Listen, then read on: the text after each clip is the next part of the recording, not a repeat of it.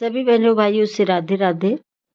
मैं आप लोग को जब लड़की के मम्मी पापा कन्यादान करते हैं तो बहुत ही दर्द भरा भावुक गाना सुनाती हूँ। कन्यादान करते समय तो एक लड़की गा रही है बहुत ही दुख भरा, तो फुल आवाज करके सुनिएगा। जैसे भी लगेगा कमेंट में बताइएगा। तो चलिए आप लोग कन्यादान का गाना सुनिए। रोई रोई बेटी कहे आंसू भर नयनवा, काहे बिसराया पापा कैके कन्यादानवा। रोई रोई बेटी कहे आंसू भर नयनवा, काहे बिसराया पापा कैके कन्यादानवा। काहे बिसराया पापा कैके कन्यादानवा। पापा बिसराई दिहे गोदिया खिलाई के, मम्मी बिसराई दीही दूधवा पियाई के। पापा बिसराई दिहे गोदिया खिलाई के, मम्मी बिसराई दीही दूधवा पियाई के।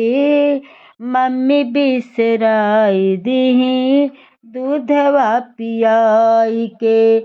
रोई रोई कहे बेटी आंसू भर नयनवा, काहे बिसराया पापा कैके कन्यादानवा। काहे बिसराया पापा कैके कन्यादानवा। रोई रोई कहे बेटी आंसू भर नयनवा, काहे बिसराया पापा कैके कन्यादानवा। काहे बिसराया पापा कैके कन्यादानवा।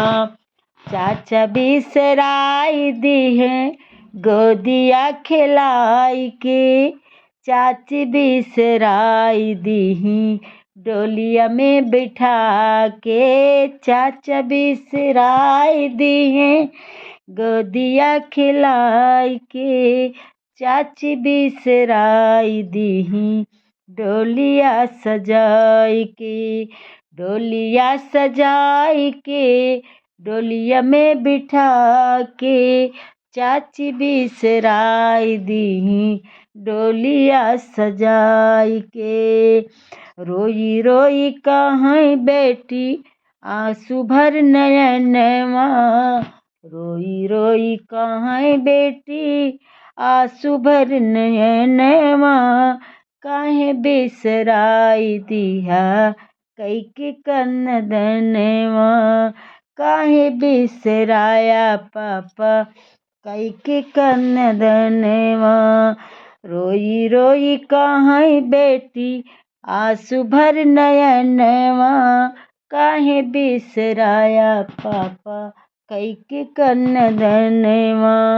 काहे बिसराया पापा कैके कन्यादानवा।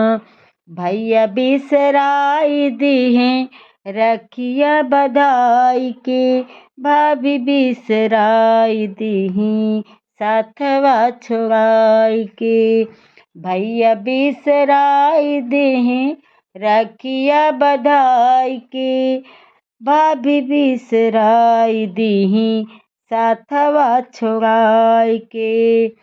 भाभी बिसराई दीही साथवा छोड़ाई के। रोई रोई कहे बेटी आंसू भर नयनवा, काहे बिसरौला पापा कैके कन्यादानवा। काहे बिसरौला पापा कैके कन्यादानवा। रोई रोई कहे बेटी आंसू भर नयनवा, काहे बिसराया पापा कैके कन्यादानवा। काहे बिसराया पापा कैके कन्यादानवा। पापा बिसराई दिहे गोदिया खिलाई के, मम्मी बिसराई दीही दूधवा पियाई के। मम्मी बिसराई दीही दूधवा पियाई के।